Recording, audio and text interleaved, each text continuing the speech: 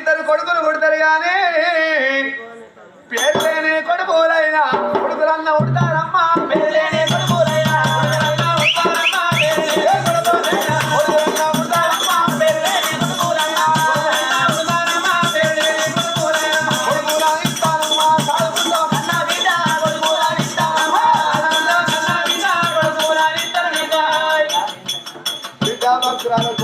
కొడుకులతో చాలుకుంటావా నాకన్నా బిడ్డ తర్వాతే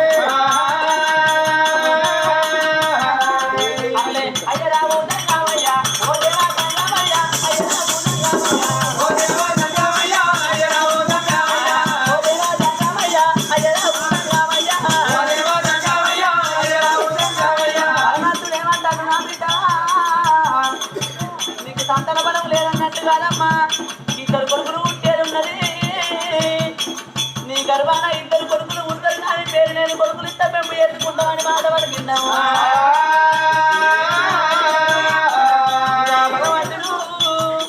ఈ మాట వరకంక గాథలు ఏమనుకుంటామా ఓ భగవంతా ఇవ్వలేక ఈ సంగమయ్య ఈ మాట అంటుంది కావచ్చు పుస్తకాలకుంటే అమ్మాయి లక్ష కార్మికులు ఆ సంగమయ్య ఇవ్వలేక ఈ మాట అంటాడు కావచ్చు నా గర్భాన నాకు మరి ఇద్దరు కొడుకులు పుట్టినట్టుగా కొడుకుల పేరు ఎందుకు ఉండదమ్మా ఈ బ్రాహ్మణయ్య ఉండదని మాట మాట్లాడుతాడు కానీ నా పట్టణంలో బ్రాహ్మణులు లేరా ఊరు బ్రాహ్మణ వినిపిస్తా ఊరు బ్రాహ్మణుల పేరు వెతుకుంటే కాశీపూరి పట్టణం నుంచి బ్రాహ్మణ వినిపిస్తా నా కొడుకుల పేరు నేను వెతుకుంటున్నా అమ్మవారి గాథలు తన మనసు లోపల అనుకుంది ఈ బ్రాహ్మణ ఇవ్వలేక ఈ మాట అంటాను నా గర్భాన కొడుకులు ఉంటున్నాక నా పట్టణంలో బ్రాహ్మణ వినిపించుకుంటా నాకు రాజ్యం తక్కువ ఉంది దేశం తక్కువ ఉంది ఏంటి బంగారం తక్కువ లేదు ఎక్కడికి వెళ్ళి అన్న వేరే బ్రాహ్మణ వినిపించి నా కొడుకుల పేరు నేను వెతుకుంటున్నా అయ్యా అయ్య రాముడు అయ్యా ఓ దేవయ్యా అయ్య రాముడు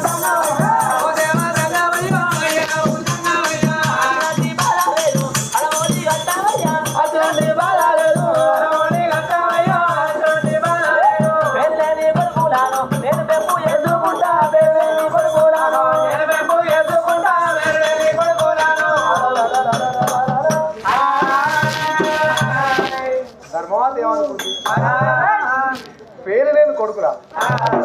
పేరు లేని కొడుకులు అంటే నేను ఎందుకు చాలుకోనయ్యా నా ఊరి లోపల 101 మంది బ్రాహ్మణులు ఉన్నారు ఎండిత్త బంగారం ఇత్త ధనం ఇత్త రాజ్యం లోపల ఉన్న ఆవులనిత్త గోవులనిత్త ఎటు తిరిగి 101 మందిని బ్రాహ్మణులను తీసుకొచ్చి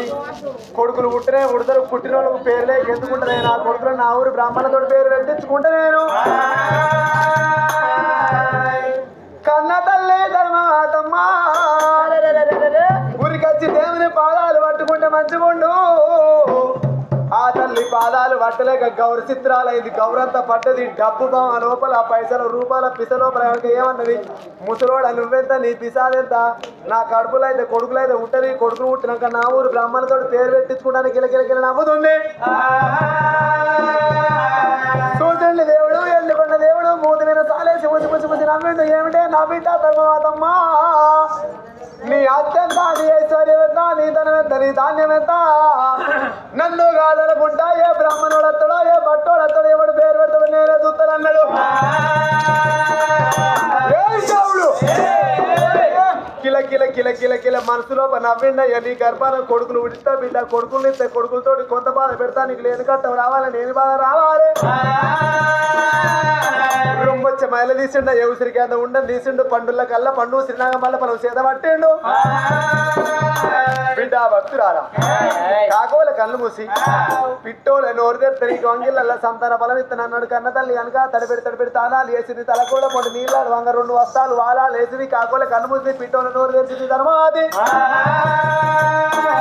ఆ పండు చేత పట్టిండు అయ్యా రామానే రామానే రామా రామా రామానే రామానే రామా రామా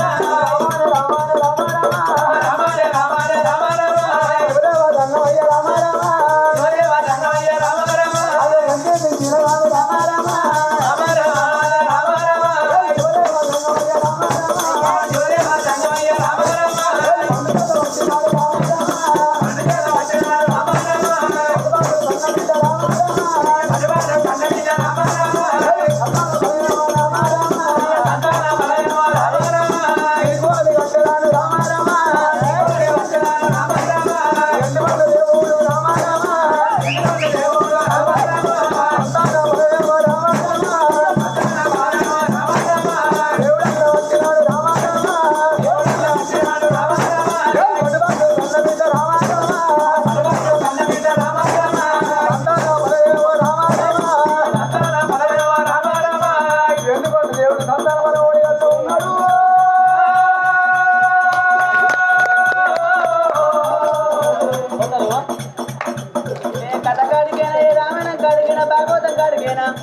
తప్పట్లు కొట్టమన్నప్పుడు కొట్టాలి అవ్వ తప్పట్లు ఎందుకు కొట్టమంటారంటే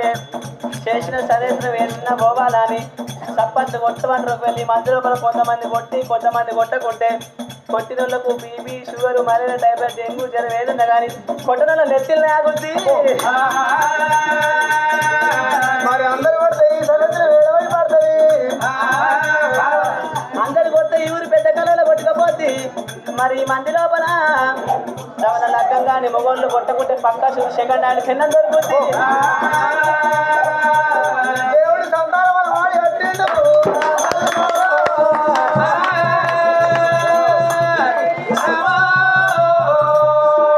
సగం మంది భయానికే కొట్టింది భయానికే కొట్టింది కన్నతల్లి గర్భాన ఓడి ఏనాడు కట్టినాడు ఆ దేవుడు ఏమనుకున్నాడు రావే నా బిడ్డ నువ్వు వచ్చిన రాజ్యం ఎక్కడ నువ్వు వచ్చిన దేశం ఎక్కడ అటుడు నా బిడ్డ నిండుమా ఎండుకొండల మేలుకోని దేవుడు ఆ దేవుడు వెళ్ళిపోయి మండి గుళ్ళ భార్య భర్తలు ఇద్దరు ఉన్నారు సతిమ పురుషులైన లోపల ఉన్నారు అది చూడు నా బిడ్డ నీ చూసే వరకు మఠానమయ్యే భగవంతుడు ఎండుకొండ లోపల మేడుకొండ గాతాలు ఏమందుకు రబ్బరు అచ్చునయ్య నరుడానికి ఉన్న కానీ నరుడు కాదు అతడు నారాయణ సాక్షాత్తు లోకాల శంకరుడు ఎరవచ్చి మాకు సంతాన ఫలం ఇచ్చినాడమ్మా అవునుల్లా ఇప్పుడు కూడా తాత్పర్యమేనా ఇంత పడితే ఎందుకంటే ఊరంతా తాత్పర్యం తరని అంటూ ఓపిక వరంగాళ్ళు పట్టవాట నీకేమన్నా దాదా పోదాం దానిగా మన ఇంటికి మనం పోదాంలా భగవంతుడు సంతాన బలం ఇచ్చినాదా మన రాజ్యం మనం వెళ్ళిపోదాం మన దేశం మనం వెళ్ళిపోదాం అని వాళ్ళిద్దరు వాళ్ళు వెళ్ళిపోదాం వారు తెచ్చుకున్న ఎండ అయిపోయింది వారు తెచ్చుకున్న బంగారం అయిపోయింది బంగాళ కొలది భార్య భర్తలు ఇద్దరైనా వారున్న పట్నం వెళ్ళిపోతున్నానే ఎట్లా వెళ్ళిపోతున్నారు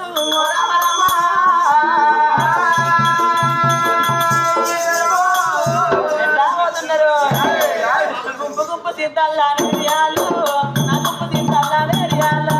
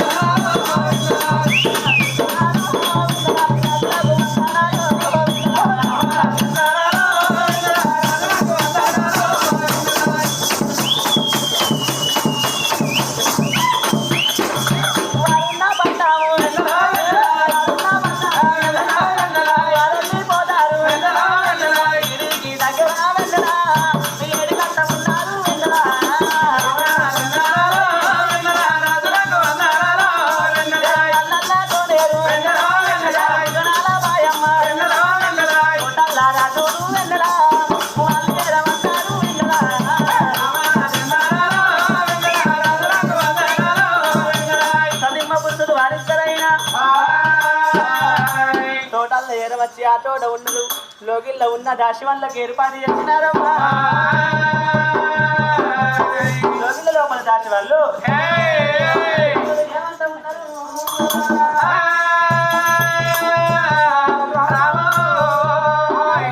అక్క అవునే చిన్నక్క పెద్దక్క నడిపక్క నాగక్క ముద్దక్క కాదే పెద్దక్క పెద్దక్క అంటా